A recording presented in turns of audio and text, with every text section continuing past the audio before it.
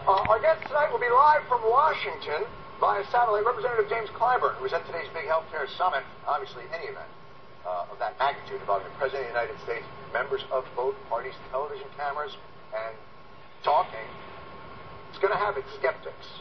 The main point of today is political theater. People are calling today's televised healthcare summit nothing more than theater of the absurd. I think it's a kabuki theater. I think it's the Romeo and Juliet, the two families fighting. Do you think that? Do you think it's those families fighting, really? I don't know, that last one sounded off, but if it's one thing Harvey Fierstein knows, it's theater, so... I mean, really.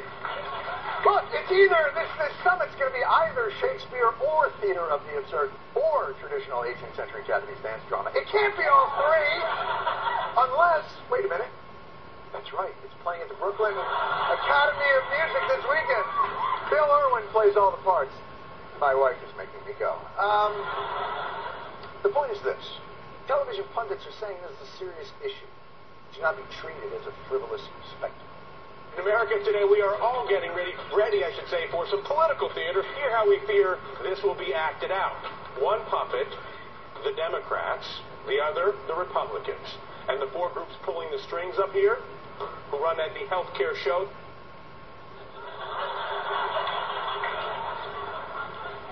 Yes, that's how you have a serious discussion. Not theater of the absurd. Dopey marionette puppet-based theater. Come on, Radigan, enough of the toys. Is this an important topic or isn't it?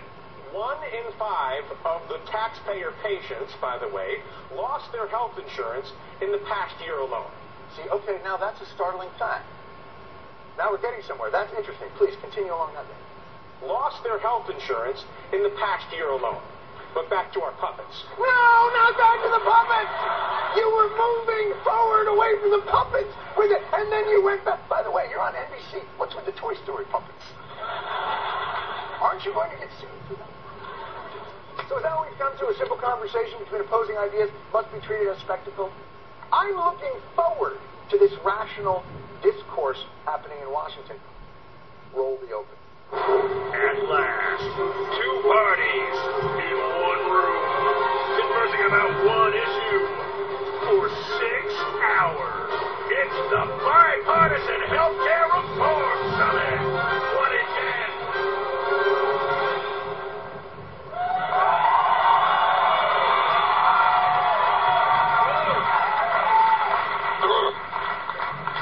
I asked for an exploding donkey and elephant at the end. Obviously, there wasn't enough time. All right, so let's get to it. I'm bipartisan curious. Let's get this discussion of the current status of healthcare reform started with both sides staking out what they hope to accomplish. Mr. President, you have 20 seconds. What I'm hoping to accomplish today is for everybody to focus not just on where we differ, but focus on where we agree. This isn't political theater, where we're just playing to the cameras and criticizing each other, but instead are actually trying to solve the problem. That's what the American people are looking for. That looks like the most boring Seder I've ever seen, but okay. Senator Lamar Alexander, modern Republican from the great state of Tennessee. Your turn.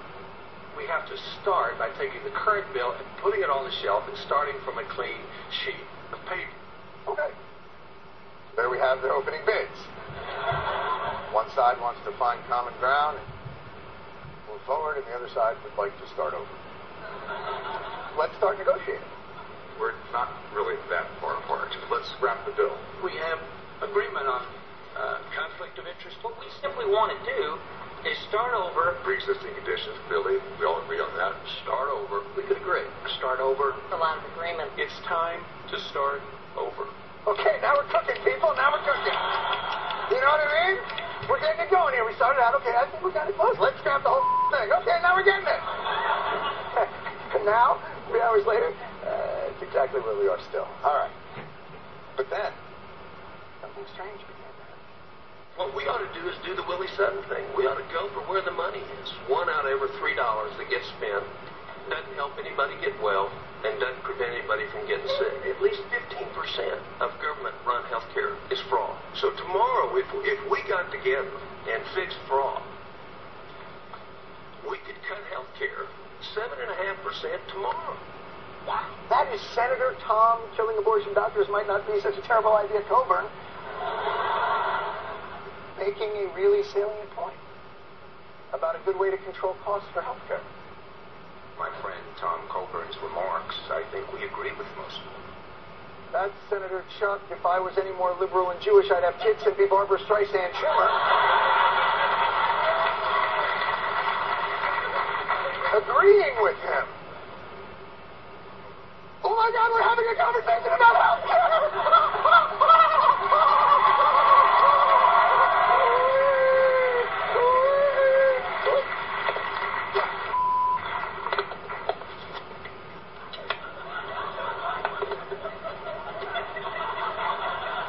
We're doing it!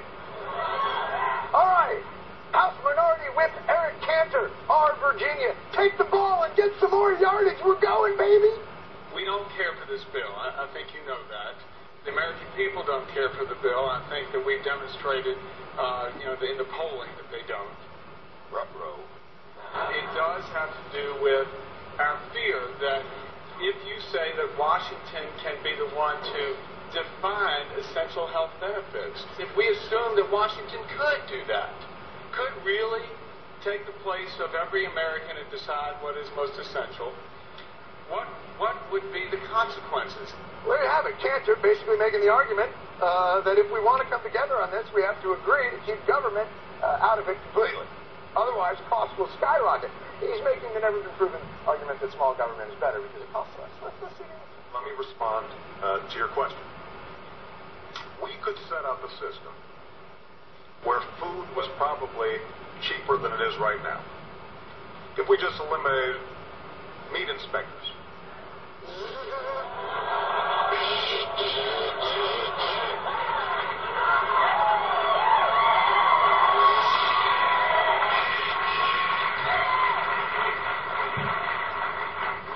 You know I'm your father. You see how fast Obama took him down? Was just look at Cantor's face when Obama hit him with the old, "Do you like mad-cow disease, do you, Cantor? Is that what you want? Is that?" He's like that. "Oh, is this my bar mitzvah? I don't like this." Cantor wasn't the only one who had a score to settle with Obama. Now, both of us during the campaign promised change in Washington. Unfortunately, this product was not produced in that fashion. It was produced behind closed doors. It was produced with unsavory, I say that with respect, deal-making. The Louisiana Purchase funding of $300 million for one state. The Cornhusker kickback. The Rhode Island Blumpkin. The Kansas City Rusty Trombone.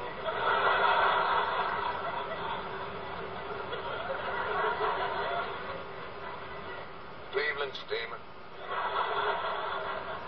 John McCain coming to the summit in a quick attempt to challenge Barack Obama's campaign slogan of hope and change. It's been an apparent last-ditch attempt to pick up the state of North Carolina. Let me just make this point, John, because we're not campaigning anymore. The election's over.